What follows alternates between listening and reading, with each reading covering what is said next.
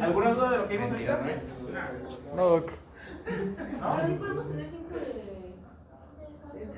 Ah, ok, si quieres descansar. Sí. ¿Sí alcanzamos? ¿Sí alcanzamos, Doc? Muy bien, entonces ahora vamos a ver los síndromes aórticos. Los síndromes aórticos incluyen distensión aórtica, la úlcera penetrante y el hematoma intramural. ¿Ok? Generalmente la úlcera y el hematoma a lo largo van a provocar distensión aórtica también. ¿Ok? Entonces son los tres síndromes aórticos, son una urgencia cardiovascular. ¿Por qué? Porque se despega la aorta y empieza a desangrarse. ¿Ok? Entonces es una urgencia totalmente cardiovascular. Entonces, de la anatomía, lo que ustedes deben saber es que es el anillo aórtico, que es el que sale del ventrículo izquierdo, tiene los senos de Valsalva, después viene la aorta ascendente, viene el arco aórtico con sus tres ramas, tronco brachocefálico, carótida izquierda, subclavia izquierda. Y luego empieza la aorta descendente, ya después del diafragma se llama aorta abdominal, y ya después vienen las ilíacas. ¿Ok? Entonces, ustedes deben saber eso, ¿por qué? Porque dependiendo de dónde está la disección, puede ser diferente pronóstico. ¿Ok? Generalmente las que son de la aorta ascendente son las de peor pronóstico. De la aorta ascendente. Son las de peor pronóstico. Porque son los que se hacen anterógrados, ¿no? Por decirlo Sí, así. pues, aunque se hagan anterógrados y retrógrados, como quiera no pasa nada, pero como conlleva el mayor inicio de la aorta, tiene mayor carga y pueden hacer hemotórax, hemopericardio, insuficiencia aórtica. Entonces, Desde si te mueres, pues. sí. Entonces, tenemos tres capas: la adventicia, que son del colágeno y vasovasorum de los linfáticos; la media, capas fibras elásticas y de colágeno; y la íntima, que es el endotelio. Generalmente las que se disecan son la capa, la íntima y la media, son las que se terminan disecando. Muy bien, son condiciones de emergencia con características clínicas similares, todos los síndromes aórticos agudos que involucran la aorta. La vía común para varias de las manifestaciones son la disrupción entre la íntima y la media de la pared aórtica, que puede conducir a una disección o incluso la ruptura de la aorta. ¿Okay? Un aneurisma roto comprende parte del espectro del síndrome aórtico agudo. Los aneurismas también son una patología, no vienen incluidos aquí en el temario, pero deben de saber que es la dilatación de la aorta como tal, el aneurisma aórtico. Mientras más grande está el aneurisma, mayor riesgo de disección. ¿Okay? ¿No vienen en el temario? ¿No? ¿Qué? ¿Vienen en Ah, sí. No, aneurisma sí viene. Y cuarta es una la otra. Cortación, sí. O sea, viene Viene aneurisma aquí y y empato, coartación. Sí, pero es lo que les digo, o sea, que mientras más grande sea el aneurisma, mayor riesgo, sobre todo aquellos que son ya de más de 5 centímetros, los aneurismas es mayor riesgo de que se vaya a disecar. Muy bien, entonces hay una clasificación dependiendo del tipo de síndrome aórtico que tenemos. ¿Okay? La clase 1 son las disecciones aórticas clásicas, que son las que más se van a presentar, son las de mayor incidencia. La clase 2 es la disrupción medial con formación de hematoma o una hemorragia intramural, que es el hematoma intramural que vimos. Luego, la clase 3 es una disección sin hematoma de localización muy excéntrica, es decir, nada más está muy localizada. Viene siendo aquí, se disecó nada más poquito, pero como tal no compromete con la luz. La 4 es la ruptura de una placa ulcerada. Aquí vemos una placa, ¿ok? Que se ulceró y entonces se rompió y se va hacia allá. Y la clase 5 es una disección iatrogénica. Cuando están metiendo catéteres, se perforan la aorta. ¿Ok? ¿Sí? Ey. ¿Se prefiere esa escala, esa clasificación a comparación a la de Stanford? Es que la de Stanford ya, o sea, estos son todos los síndromes aórticos. La que vimos ahorita. La de Stanford, la de DeBakey, es para disección aórtica. ¿Ok? Es la gran diferencia de estas escalas. Esta es de todos los síndromes aórticos, donde la tipo 1 es la disección aórtica, como tal, y esa ya se incluye la de Stanford y la de DeBakey. ¿Ok? ¿Y esta cómo se llama? Ahí no me acuerdo. Benson. Benson. Y la verdad no me acordaba el nombre de ese. Pero ese es de todos los síndromes aórticos. ¿Ok? Muy bien. Entonces, la incidencia va aumentando conforme va pasando la edad. ¿Okay? De la disección aórtica. Como les dije, los factores de riesgo más importantes son aneurisma aórtico, hipertensión arterial y tabaquismo. Son los tres grandes factores de riesgo que tenemos en pacientes con una disección aórtica. Para aneurisma vienen siendo las mismas. También es hipertensión, diabetes y colagenopatías, como el síndrome de Marfan. Es bastante común que nos lleguen pacientes con síndrome de Marfan, con aortas muy dilatadas, de 6-7 centímetros, que se pueden secar. ¿Okay?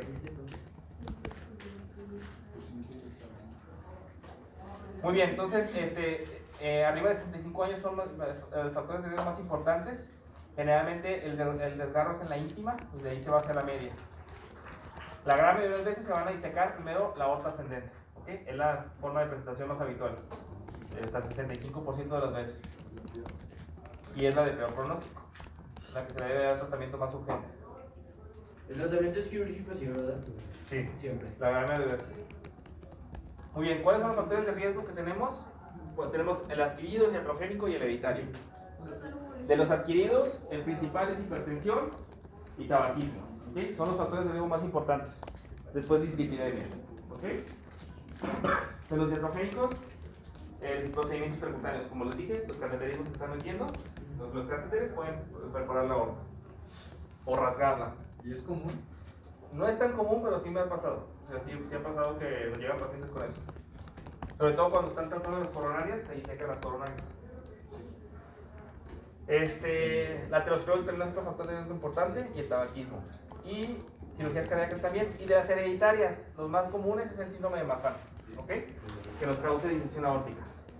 La aorta bivalva también es un factor de riesgo. ¿Por qué? Porque también dilata la arteria y también tiene coartación aórtica generalmente. Más o menos 1 de cada 5 con aorta bivalva tiene coartación aórtica. La coartación aórtica, ahí donde está la coartación, es un factor de riesgo para disección aórtica también. Por ejemplo, en el caso de las embarazadas, supongo que habría más riesgo que si se tuviera eclampsia o preeclampsia, ¿no? Así es. De hecho, por eso la eclampsia y la preeclampsia son urgencias obstétricas, porque pueden provocar tanto problemas neurológicos, cardíacos, infarto o disección aórtica también. Dentro de la fisiopatología, entonces es un desgarro inicial en la zona media.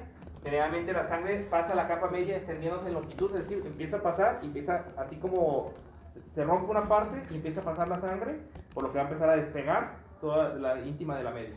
Entonces se va a encapsular la sangre en esa parte y va a formar dos luces, una luz verdadera y una luz falsa, que es donde se está yendo toda la sangre para que continúe la disección. Entonces, empieza por ejemplo aquí y se empieza a acumular sangre en toda esta parte y se va haciendo hacia una luz falsa. ¿Ok? En la imagen extractiva que tenía antes no se ve la luz falsa, ¿verdad? Sería aquí. Sería aquí donde empieza la disección. Muy bien, entonces como les digo, la sangre se va a empezar a regresar por esa parte donde está la disección y entonces se empieza a propagar toda la disección. Entonces si nos llegan pacientes que se disecan desde el inicio y se van hasta abajo, hasta las ilíacas. Obviamente mientras mayor la disección, mayor mortalidad. Sí, claro. La úlcera penetrante es otro tipo de los síndromes aórticos que vimos ahorita. Es una placa aterosclerótica que se rompe, ¿ok? Entonces es como un infarto al corazón, lo mismo pero aquí. Se rompe esa úlcera y empieza a irse también sangre por ahí por la úlcera. Después viene el hematoma intramural. Este no lo puse aquí, pero también se forma un chipotito y entonces se empieza a acumular también sangre en esa parte y forma un hematoma como tal. Muy bien, entonces, ¿qué consideraciones debemos de tener? Generalmente, la hipertensión arterial sistémica es un factor de riesgo, pero generalmente estos son de tipo B. Ahorita vamos a ver la clasificación como tal para ver qué es cada uno de ellos. El síndrome de Marfan, como les digo, es una colagenopatía que es bastante común que se presente con aneurismas aórticos y disección aórtica, y jóvenes, ¿okay? De 25, 30 años. Entonces, por eso todo paciente con síndrome de Marfan debe tener un estudio extensivo para ver que tenga cómo está el corazón, cómo está la aorta, para ver que no tenga problemas y que se tenga que repitiendo cada 2 años esos estudios. Síndrome de Turner, el de Loeys-Dietz, que es el que más va a formar aneurisma. Cuando tenemos un aneurisma, que les dije que es cuando mide más de 1.5 veces lo normal, la aorta, generalmente mide más de 4 centímetros, la aorta, tenemos que estar dando seguimiento anual. De manera normal va creciendo de 1.1 centímetros por año el aneurisma, es lo normal. Cuando crece más de 0.5 centímetros en un solo año, ya se considera que es candidato para cirugía. ¿Okay? ¿Quién más es candidato para cirugía? Aquellos que miden más de 5 centímetros. ¿Okay? El aneurisma también es candidato. ¿Por qué? Porque les dije, arriba de 5 centímetros el riesgo de ruptura es muy grande. ¿Okay? Entonces por eso es tan importante. Muy bien. Entonces, puede involucrar o no la aorta ascendente. Si involucra la aorta ascendente, peor pronóstico. Entonces ahí se clasifica. Entonces tenemos dos clasificaciones, la de Stanford y la de DeBakey. La de Stanford, nada más apréndense, cuando es la A, es porque incluye la ascendente. ¿Ok? Así de manera práctica. Stanford A incluye la aorta ascendente. Y la Stanford B es la que no la incluye. ¿Ok? Entonces es una manera rápida de saber si es Stanford A o Stanford B. La de peor pronóstico es la Stanford A. ¿Ok? Y luego DeBakey sí es un poquito más complicada. DeBakey te dice que la 1 es la que incluye aorta ascendente y descendente. ¿Ok? DeBakey 2 incluye nada más la ascendente. ¿Ok? DeBakey 3A es la que te incluye toda la aorta descendente, pero no te incluye la abdominal. Y la 3B es la que te incluye toda la descendente, hasta la abdominal. ¿Ok? Entonces así es como se catalogan. La que más utilizamos es la Stanford, porque es la más sencilla. ¿Ok? Sí. Stanford A incluye ascendente, Stanford B no incluye ascendente. DeBakey 1 es toda, DeBakey 2 es nada más la ascendente, DeBakey 3 nada más la descendente y no la abdominal, y la 3B toda la descendente. ¿Ok? ¿Duda de eso? Porque eso sí nos preguntan en el examen.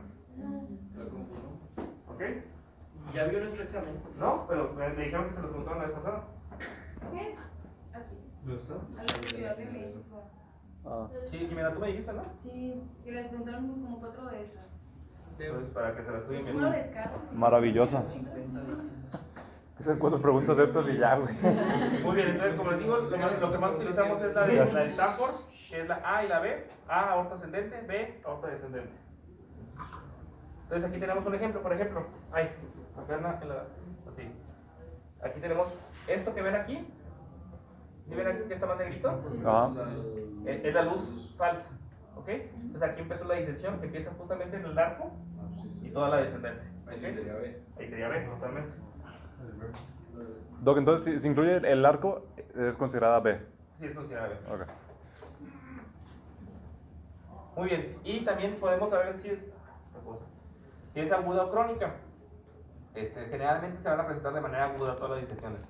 Las que se presentan de manera crónica, generalmente son las de la aorta descendente. ¿Ok?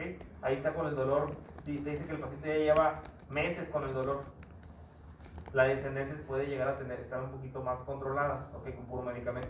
De hecho, la de tipo B, la descendente, el tratamiento quirúrgico no es tan indicado, ¿ok? Se prefiere puro tratamiento médico, cuando ya se selló, ¿ok? A menos de que haya algún factor de riesgo para que se rompa, ¿ok? Entonces, la tipo A o la de ascendente, esa sí siempre tiene que ser tratamiento percutáneo o quirúrgico, cualquiera de los dos. Muy bien, el gran mayoría de veces, ¿cómo se van a presentar? Con dolor torácico, ¿ok? Pues es un dolor torácico de la espalda que te refieren como desgarrante, ¿ok? Siente como que si lo estuvieran con un cuchillo cortando.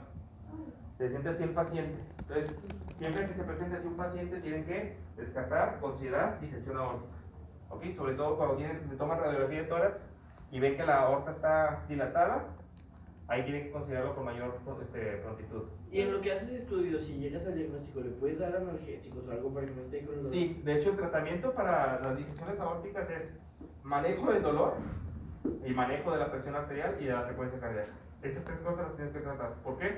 Porque mientras mayor dolor tenga, más taquicárdico y hipertenso va a estar. Si está taquicárdico y hipertenso, Más se puede. más se va a estar disecando la Y por aórtica. ejemplo, para dolor que se da, supongo que se Morfina. puede dar AINES, ¿no? Morfina. Le das opiáceos. Pero los bloqueadores iniciales, ¿es solo para el Stanford B o también para el Stanford A? También para el Stanford A. Betabloqueador es de elección, sobre todo intravenoso. ¿Preferimos la betalol o preferimos el esmolol, que son los betabloqueadores que son intravenosos? Y ya de ahí para esas vasodilatadores, entonces queda nitrato. Nitroprusiato, ¿Qué? principalmente. Entonces, tratas primero con la betalol porque te va a dar el plus de que es beta bloqueador y también antihipertensivo, porque el esmolol no es antihipertensivo, nada más te baja la frecuencia cardíaca el esmolol. ¿Ok? Entonces, prefieres el betalol. Si con eso no alcanzas la presión arterial que tú quieres, le agregas el nitroprusiato. ¿Ok? Pero si a estos sí les tenemos que controlar la presión lo más antes que se pueda. ¿Ok? ¿Por qué? Porque mientras más esté hipertenso y más taquicárdico esté, más se va a estar disecando el paciente. Entonces, ¿qué podemos checar? Si hay asimetría en los pulsos, generalmente si ocluye alguna de las arterias, la disección puede tener alteración en los pulsos, entonces con la pura exploración física puedes sospechar que tenga algún dato de disección aórtica. ¿Qué complicaciones podemos llegar a tener con las disecciones aórticas? Podemos tener insuficiencia aórtica porque rompen la valva por la disección, tamponaje cardíaco porque se va sangre hacia el pericardio, hemotórax o infarto al miocardio. ¿Por qué? Porque diseca las coronarias también. Que la disección de la aorta se vaya hacia las coronarias, puede provocar un infarto también. Puede haber hemotórax también, porque por lo mismo de que se va sangre hacia allá. Puede haber ausencia de pulsos periféricos, lumbalgia cuando son sobre todo aneurismas aórticos que se rompieron, también les provoca mucha lumbalgia. Y dolor abdominal o isquemia mesentérica. ¿Por qué? Porque ocluye también las mesentéricas, o falla renal porque ocluye las renales. Muy bien. Entonces, como les digo, puede incluir las valvas, provocando ya sea insuficiencia aórtica o puede irse hacia las coronarias, provocando también un infarto. La gran mayoría de veces se van a presentar con dolor de pecho. 8 de cada 10 pacientes se van a presentar con dolor de pecho. Entonces, lo más importante que ustedes deben saber. Y por ejemplo, ¿cómo es el tipo de dolor de pecho? Es lo que les comentaba, es desgarrante, o sea, sienten que es o sea, es como transfictivo, o sea, lo están penetrando, sienten así como estuvieran cortando, así, con un cuchillo te dicen que sienten así como que algo les está desgarrando por dentro. Okay. Y por ejemplo, ¿hay diferencia del infarto? El infarto, acuérdense que era opresivo, Okay. y con irradiación a hombros. El de la disección generalmente se irradia hacia la espalda. Te dicen que entre los omóplatos sienten que algo les está pasando. Muy bien. ¿Qué estudio clínico podemos utilizar? El dímero D. ¿Okay? Para esos pacientes, así como para tromboembolia pulmonar, el dímero D también. ¿Por qué? Porque se van a estar formando trombos. ¿Okay? Como el dímero D es un producto final de la fibrinolisis, se va a estar provocando. ¿Por qué? Porque se rompió una parte. Entonces ahí está tratando de sellar el cuerpo. ¿Okay? Entonces el dímero D va a estar elevado en estos pacientes. Entonces,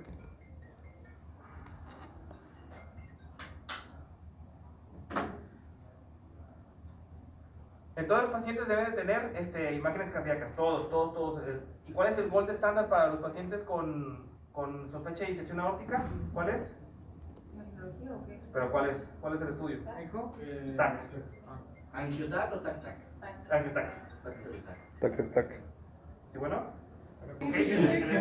El angiotac es el estudio de elección para pacientes con sospecha de tromboembolia pulmonar. No, tengo una duda, por ejemplo, en el caso de las embarazadas, ¿cómo le haces? Se supone que no le puedes hacer nada. Le haces un ultrasonido o una resonancia. Y ahí como no vas a saber con... Si es de ascendente, sí puedes verlo en un ecocardiograma. ¿A las embarazadas no se les puede hacer tac? No. Ah, que es mucha, ¿verdad? Y aparte tiene contraste iodado, pues no lo utilizan. Pero una radiografía se puede, ¿no? Pues, de preferencia no, pero... Quieres que se vea mucho el niño, pues no te preocupes. Entonces, con la radiografía podemos ver la cardiomegalia, ¿okay? En estos pacientes, es una normal. Y la tomografía de tórax es el estudio de elección, que ustedes deben saber, ¿okay? El ecocardiograma, cuando son de aorta ascendente, lo podemos ver muy bien con un ecocardiograma también. Entonces también lo puedes utilizar como método diagnóstico, sobre todo en aquellos que están muy inestables, que no los puedes llevar al angiotac, o que tienen contraindicaciones para la radiación. Pero por ejemplo ahí, o sea, pues no hay como tanta visibilidad con ese estudio, ¿no? O sea, no es como que vas a ver de que, sí, o sea, no vas a ver la severidad, más bien. ¿Segura?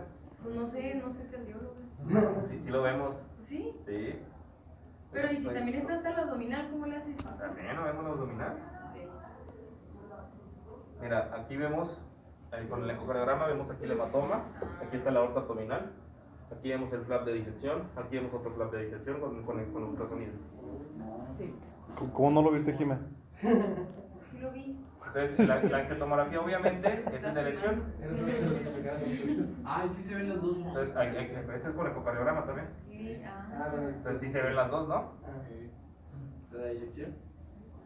Y es, ok, ya vi. Más que evidente. Ahí en la segunda la verdad no les entiendo. Mira, aquí tenemos, esta es la luz falsa y esta es la luz verdadera. ¿Y cómo sabemos cuál es la falsa? La que pulsa es la verdadera. La que tiene fueguito es la de abajo. Esta de acá abajo es toda la sangre que está por estas. ¿Ok? Y Es este la es que un le está ultrasonido. escapando por la disección. Ajá, y este es un ultrasonido. Entonces, ¿ya ves que sí se ve? No, y además, Claro, obvio. Doctor, pero si yo veo que la Ahí fuerza esa es de cosa abajo. está como la. No, está aventando aquí la pared, la está aventando por acá, ¿no? Cada latido. La luz falsa abajo. Acá también nuevamente. Aquí tenemos, esta es la luz falsa y esta es la verdadera. Y siempre que veamos esta sí es la falsa. Generalmente. ¿Van a venir imágenes en el examen? No. Sí. Uy. Bueno, no sé. No debería, porque ¿No ustedes tienen no. ustedes como Es que ya han venido, una con la por eso. academia? No nos piden preguntas. Pero en las no, preguntas nos piden imágenes. Eso estaría bien que lo así de imagen. Pero más Pero ya sí la se pasada puede. Que vean 48 ¿Mande? Sí, 48 pero preguntas. Entonces, con angiotomografía también podemos verlo. Aquí vemos esta rayita que está aquí, es la disección. Aquí, la rayita esta es la disección. Aquí también esta rayita de aquí es la disección. Sí, ese abordamiento. Aquí, por ejemplo, en este ultrasonido, se alcanza a ver dónde está el hoyito de la disección. ¿Ves cómo aquí entra y sale sangre? Sí. Pues ahí donde está la disección. ¿Y el abordaje quirúrgico cómo es con la femoral o qué hace? No entra por acá. O sea, si es de la aorta ascendente, dile que pase. Dice que pasa. Para preguntarle. ¿Cómo? Aquí están las valvas y aquí está esto con diferente color. También está. Este es del anillo. Así es desde el anillo de la aorta. Sí, sí, ya. Entonces, esos son los que del pronóstico. Las que nos pone son puros que usted tomó, ¿verdad? Ajá. ¿Y qué Le ha dicen? tocado tener eso. ¿Le consideran el cajón? Qué padre. Me ha tocado con tamponaje cardíaco también. Pacientes con tamponaje cardíaco por disfunción aórtica. Entonces aquí esto, aquí empieza la disección. ¿Ok? Esta es la válvula. Sí. Y igual esa es la diferencia de la luz falsa y la Así luz es. real. Ok. Muy bien, entonces así es como lo vemos. ¿Ok? Entonces por eso, a tu pregunta de que si con el ultrasonido lo vemos, ya viste que sí. Sí. ¿Ok? La tomografía es mucho más sencillo. Vemos aquí La línea la negra. diferencia de luces. La luz falsa y la luz verdadera. ¿Cuál es La falsa es la de arriba. Excelente. Ah, se ve magnífico, sí. Trae aire, sangre. Entonces aquí nuevamente, aquí está el flap de la disección. Entonces lo de abajo es la falsa. No, Sí. sí. Sí, aquí ya. Para- Aquí va para la mí la de verdadera acá. y aquí no se alcanza a ver porque no es tridimensional. Pero enfrente estaría la luz verdadera. Y nuevamente, aquí vemos nuevamente todo esto, ese hematoma. No, o sea, marca Y aquí otra vez. Aquí empieza la disección. Entonces esta es la luz verdadera y todo esto es la luz falsa. Doctor, yo a lo mejor no sé si estoy generalizando, pero en las falsas son más bonitas. Generalmente, no siempre, pero generalmente se llama bonito porque está yendo toda la Sería sangre una por ahí. forma Sería una forma. de explicarlo. Doc, ¿qué tan común es que se comprometa la válvula aorta o que se haga lo del edema del pulmón? No es tan común, o sea, más o menos como 2 de cada 10 se puede afectar la válvula aórtica. Y si este también ha habido, por ejemplo, las anterogradas afectaron el flujo coronario. Así es, porque es lo que les digo, que puede provocar infarto porque se ahí sacan también las coronarias. Y eso sí es más común, supongo, ¿no? No es tan común tampoco, pero sí se puede presentar. Sí, gracias. Muy bien, entonces, ¿qué tratamiento? Lo que ustedes deben de aprender, ¿qué tratamiento se les debe de dar a estos pacientes? Es primero manejo del dolor, manejo de la presión, manejo de la frecuencia cardíaca. Ya controlando eso, pasa a quirófano. O por cateterismo cerrado Dolor, también. presión y frecuencia cardíaca. Ajá, es lo que ustedes deben de aprender. Olvídense del algoritmo, ¿ok? Así de manera sencilla, ¿qué es lo que se deben de aprender? Manejo de dolor. ¿Dolor con el alcohol? Así, No. no, por sí, opiáceos, ¿ok? Y luego manejo de la frecuencia cardíaca con beta bloqueadores y la presión arterial también con Es beta que me dijo que bloqueadores se o les daba con escolol, ¿no? ¿Vale? Se les daba escolol. Se les puede dar el dolor para mejor de la frecuencia cardíaca. ¿Ok? Entonces, con esos tres primero los controlas y luego ahora sí lo llevas a quirófano o a cateterismo para que cierre la dirección. ¿La presión es con beta o Con la betalol o nitroprusiato principalmente. Combinados. O sea, el Pueden ser tiene que combinados. tener un compote que se hace. Muy bien, entonces el diagnóstico como tal, ¿cómo lo hacíamos? Sospecha clínica, vemos un electrocardiograma normal, dímelo D va a estar elevado, y después nos damos a estudio de imagen. El de elección es el angiotac y el ecocardiograma nos sirve para aquellos inestables que no pueden llevarlo a angiotac o también para ver que no esté comprometido alguna estructura cardíaca. ¿Ok? Tratamiento puede ser quirúrgico o por cateterismo. Entonces, como les dije, control de dolor, control de frecuencia cardíaca y control de la TA. ¿Ok? Entonces, ¿para qué queremos eso? Para limitar la propagación de la luz falsa. ¿Ok? Que se limite ya en donde esté, para que no siga progresando. Entonces, lo que tenemos que hacer es llevar la presión sistólica a menos de 120. Aquí sí la tenemos que hacer de manera súbita. ¿Ok? ¿Por qué? Porque si no se va a seguir propagando la disección. ¿Ok? Y la frecuencia cardíaca, idealmente menos de 60 latidos por minuto. Esos son los medicamentos que podemos utilizar: esmolol, labetalol y metoprolol también se puede utilizar. Cargas antagonistas también se pueden utilizar, preferimos los beta bloqueadores. Y el nitrofrusiato es el vasodilatador de elección, como les comenté. Doctor, ¿y para que tener esa cirugía o ese cateterismo es del tamaño de la disección? O... Puede ser preferencia, y si tiene económicamente el paciente, puede ser por cateterismo. Entonces, Obviamente, aunque si sea muy grande. obviamente, si incluye el vaso, las valvas y las coronarias, es por cirugía. Pero Y es se le- torácica, entonces, así. Sí, se abre. Ok, y el tratamiento tiene el mismo nivel de importancia del orden que nos dio, sin importar qué tipo sea. O sea, sin Sí, importar es grave, igual de importante. Ni gravedad, o sea, nada. ¿Cómo que gravedad? Pues eso me imagino que es más grave el que tiene todo completo que el que solamente. Digo, el de ascendente solamente. Generalmente el tratamiento más urgente son para las ascendentes, ¿ok? Las descendentes te permite ser un poquito más permisivo, pero como quiera la mente es igual: manejo de dolor, manejo de frecuencia y manejo de la... Las que se operan siempre son las tipo A. Las tipo B pueden o no operarse, ¿ok? Dependiendo. Las tipo B, ¿cuáles son las que operamos? Las que están comprometiendo algún vaso, como las mesentéricas o las renales, o que se rompe, obviamente. ¿Y si no se la dejan ahí? Se van a su casa ¿Cuál dice el color? con medicamento totalmente bien estricto. Entonces, el quirúrgico es la de tipo A. Y vemos cómo se ponen las prótesis. Y por ejemplo, si se va con medicamento, ¿es de por vida? De por vida. ¿Y pega en algún punto la aorta? Es que se forma el coágulo y puede ya ahí tapar. Y por el flujo tan constante y así, ¿no es muy difícil que sea el coágulo? No es muy difícil, no. Los coágulos luego se hacen, es como cuando es un infarto agudo de miocardio. Ajá. También igual se puede hacer de manera súbita. Entonces, el tipo B, les digo, ¿a quiénes son los que vamos a considerar tratar? Aquellos que están con dolor incesante, que están muy hipertensos y no los podemos controlar, aquellos que también comprometen la ascendente, aquellos que tienen formado hemotórax también, o que comprometen alguno de los vasos, como los renales y los mesentéricos. Entonces, básicamente, nada más eso. Es lo mismo que les comenté ahorita. Los hematomas y las úlceras penetrantes, esas nada más se les da tratamiento médico. ¿Ok? ¿Por qué? Porque esas no están disecando como tal, pero sí son un factor de riesgo para que se vayan a disecar más adelante. Muy bien.